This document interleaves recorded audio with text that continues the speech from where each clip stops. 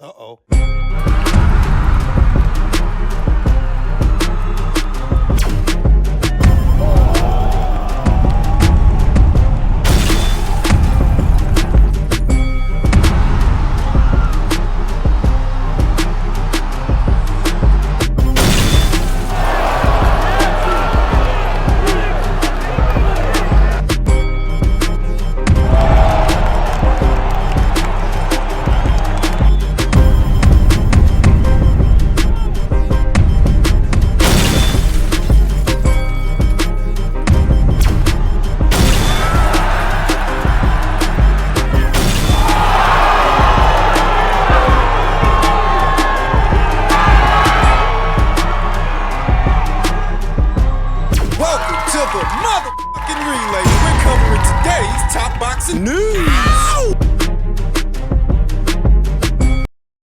World champion, but in my opinion, you know, I feel like it'd be a bigger fight if she goes and wins a fight, and then maybe we can get it on. But I'm just like, you know, the way she called me out was disrespectful. If I'm being honest, you know, she could have done it in a complete different way to the way she did. She tried to discredit me, and the girl I fought beat the girl that beat her, so she hadn't actually done her research on that. But yeah, I don't like that when people try to call you out and disrespect you, you know, and you know, they try to butter it up with, oh, seems like a nice girl and stuff. I don't like stuff like that when you're trying to discredit what I've done in the sport. I'm only 20 years of age, you know, so I just felt a bit disrespected. But look, yeah, as I said, she can go fight, win another fight, and then we could probably get it on, and it'll be a good British clash, so we'll see. Young Francesca doesn't seem all that pressed, all that interested in facing former champion Shannon Courtenay, who she would have been fighting had Shannon held up her end of the bargain. The last time we saw Shannon was on the undercard of a boxer show. Bit of a tune-up fight after a long hiatus. After Shannon sat out all of 2023 and most of 2024, she came back in October of that year against Catherine Ramos. What was supposed to be a run-of-the-mill stay-busy fight, she ended up losing a points decision in what was a 6-rounder. Which pretty much threw the monkey wrench in all those plans to put her in the ring with Francesca. But I see no reason they can't just go ahead with it anyway, because Francesca only has 5 professional fights. Fighters like Shannon, even at this stage, are the kind of fighters you expect her to be fighting. If Shannon over time has lost a step and she's not the same fighter that she used to be, that's still permissible for Francesca, who only has 5 fights. Those are the kind of fighters that she's supposed to be fighting. Seasoned veterans, former champions, and gatekeepers in what are developmental fights. Because progress is slowed in reference to that fight, you kind of get the sense that Ben Shalom and Boxer wanted this to be a breakout fight for Francesca. They wanted it to be bigger than what it is now, because it's really not big now, not if Shannon is coming off a loss. But they can still do it. Francesca saw action 3 times last year, and I expect her to be just as, if not more productive this one. In the early stages of a fighter's career, it's not uncommon that they fight 3, 4 times, maybe even 5. Barring illness or injury. She's supposed to be boxing on the undercard of the Natasha Jonas versus Lauren Price fight, their unification match against an opponent that has yet to be announced. And because that opponent hasn't been announced, I don't get the sense it'll be Shannon. The other day we talked about that, Francesca Hennessy expressing her frustration that she was summoned to the press conference. They wanted her to be there, but they didn't announce her fight. They didn't announce who she would be fighting. Former fighter and now a member of Francesca's training team, Bradley Skeet, described the whole thing as being in shambles. Boxer's event, their press conference. Not encouraging, but that's the situation over there at Boxer in reference to Francesca, who at least, for the time being, is a Boxer fighter, but you get the sense that once that arrangement is over, she's not going to stay there. She'll probably migrate to either Queensbury or Matchroom, who are more well-oiled machines than Boxer is right now, and more established promotional outfits in the UK boxing scene. Crawford. And that's the latest when it comes to young Francesca, who is definitely one to watch out for at 122 to 126 pounds. Keep your eyes peeled for her whenever she does come back. In men's light heavyweight news, David Benavidez is prepared to challenge Zurdo Ramirez if Better Be vs. Bivol winner isn't next. What's this, the third mention of this potential fight? David Benavidez has been here before.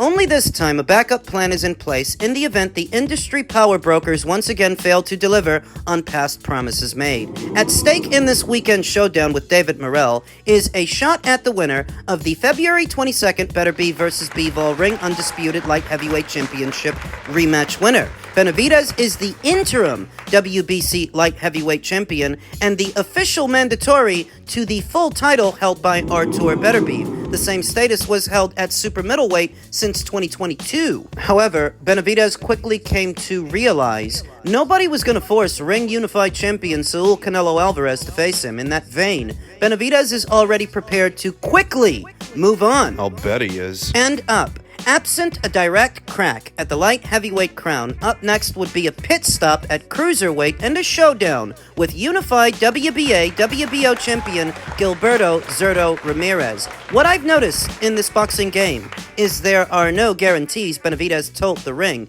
You just have to have a plan A and a plan B, C, and D. If those don't work out, if for some reason we don't get the winner of Better Be vs. Bivol, my plan is to go up to cruiserweight and fight Zurdo Ramirez for his belts. We talked to Zurdo's team, we talked to Oscar De La Hoya, and they're on board with that. So that's pretty much my plan B right now. Obviously, first things first, with David Morrell. Did you catch that? They've already established a dialogue.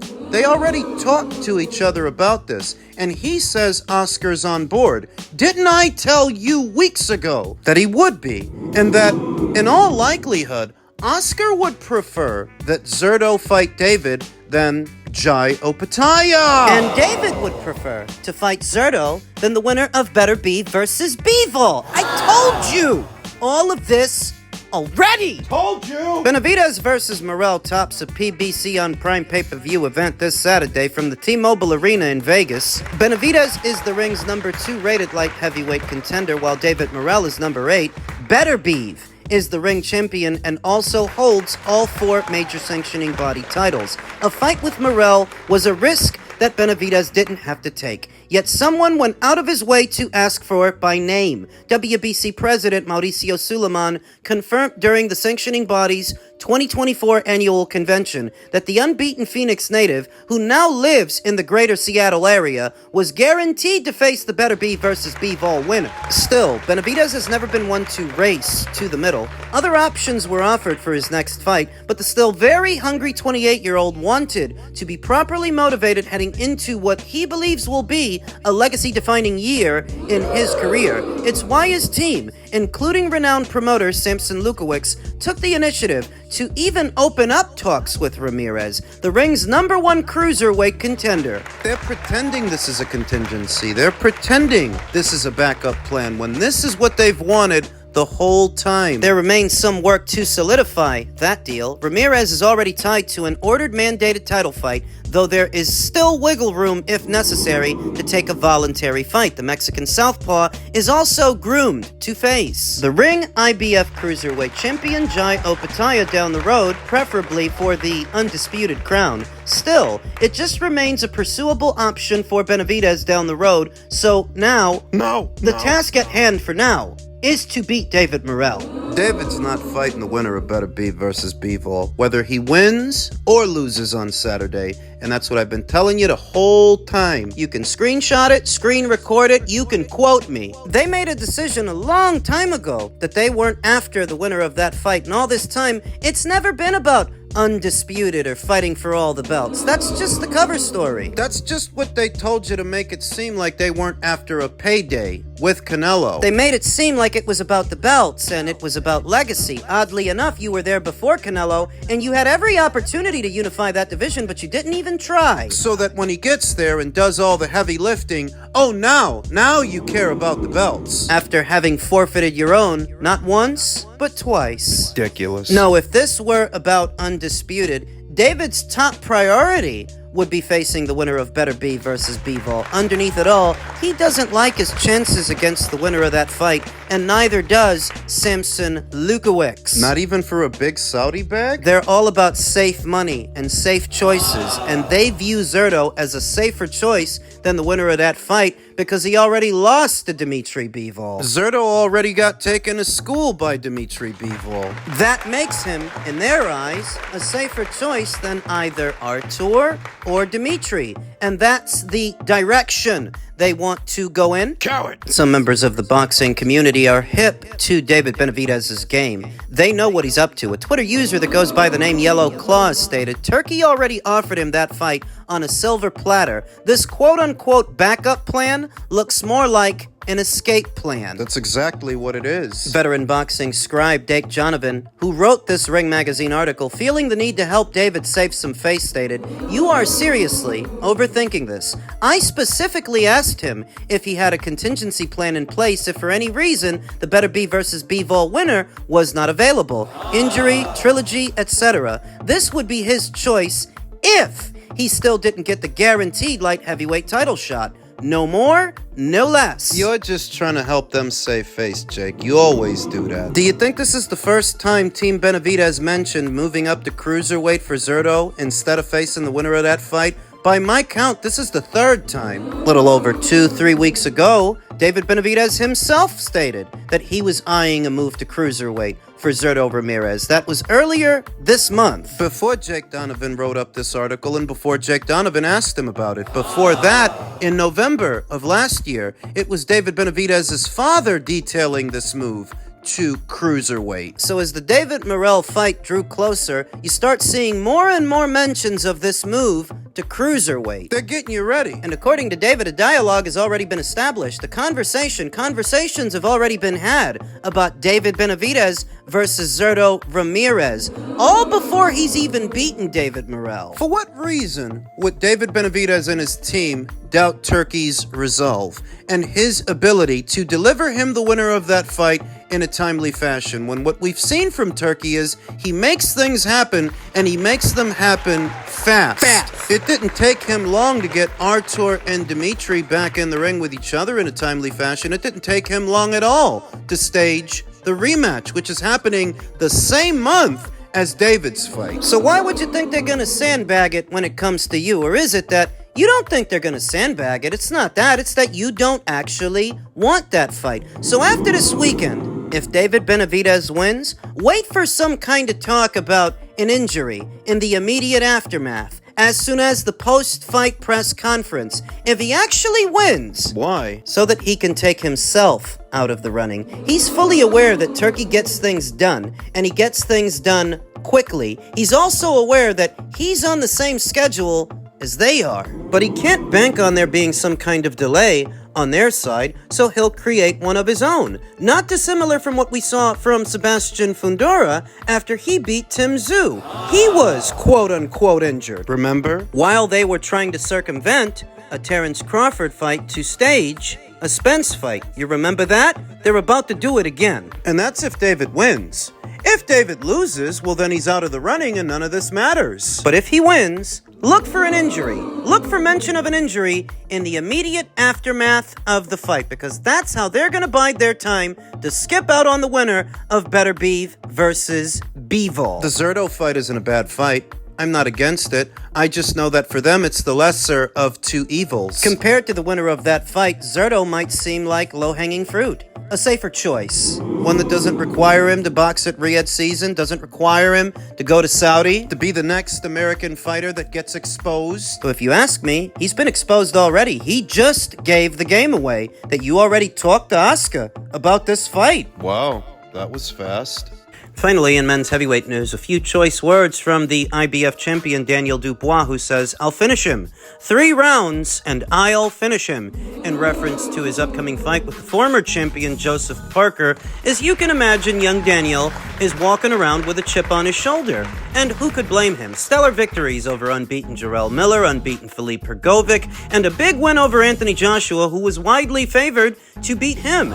Daniel is riding high. Daniel saying, "I'll put Joseph Parker to sleep. I'm not overlooking him, but I'll be ready." I believe him. Unlike some others, I have Daniel Dubois steamrolling Joseph Parker. I do. What seems to me to be the calm before the storm. Before things get really serious for the young champion. You see, it just so happens that Martin Bakole, He's fighting Efe Ajagba in May in what is an IBF final eliminator. And if he wins, he will be the mandatory challenger to the IBF title. Should Daniel hang on to it, Martin becomes his problem. as he will be looking to enforce that mandatory immediately. He will be front of the queue, and that fight will have to happen next. No exceptions. Know that the IBF tend to be very Johnny on the spot when it comes to their mandatories. They take them seriously. They've stripped anyone from Tyson Fury to Canelo Alvarez. Previous instances, they've put a lot of pressure on guys like then undisputed champion Josh Taylor, two-time IBF champion Joe Courtenay. I expect them to put that same kind of pressure on young Daniel, should he remain IBF champion after the Joseph Parker fight. And the question is, how do you like his chances in that one? What do you think about Daniel in that fight with Martin Bakole? Joseph Parker is a lot of things. Experienced, skilled, versatile, and he's riding high too. But he don't punch as hard as Martin. Martin's a big boy with a big punch. Big ambitions, and all he's got to do is make it past the rather unremarkable Efe Ajagba, who has failed to impress fight after fight after fight. All Martin's got to do is make it past him. If he does, he becomes Daniel's problem. How will Daniel respond? Will he respond like a champion and take care of his mandatory? Or will he chuck the red belt to get out of this thing? I've often talked about Daniel's approach and how he really hasn't changed much. A lot of people would say that he seems like an improved fighter, but a lot about him really hasn't changed in how he goes about fighting a fight. So if you get overly aggressive with a Martin Bakole, like you did with Filip Hrgovic, like you did with Anthony Joshua, if you do that with Martin, It's a shootout. and anything can happen, I don't want to put the cart before the horse when it comes to this potential fight. Daniel's got to beat Joseph. Martin's got to beat Efe. We have to make it there, though you have to admit, Martin brings a lot more firepower to the table than Jarrell Miller, than Filip Hrgovic, arguably than Anthony Joshua, and certainly more than Joseph Parker. That you get froggy with this guy. Maybe that's not a good idea. So in the event that we get there and this fight gets ordered, the question is, will Daniel go through with it? Or will he chuck that red belt in the air? Says he wants an Usyk rematch. No, I don't imagine he stays up at night from how much he wants to fight Martin Bakole. He's got Usyk on the brain. He wants revenge on him. Does he get him? Subsequent weeks that have followed Usyk's second victory over Tyson Fury, we haven't heard much from him. I don't expect we would, though he could theoretically service as an alternative for Daniel. That Daniel, under orders to fight Martin Bakole in defense of his red belt, might chuck it to go through with an Usyk rematch. That Turkey would stage, that Turkey would pay for. That's the only viable alternative I see. Skip out on Martin to go fight Usyk. Sacrifice one alphabet title, the only one you've got, so that you can go challenge Usyk for his 3. And maybe that's the way this is all gonna break down. We'll see. Martin is a high risk for a low reward.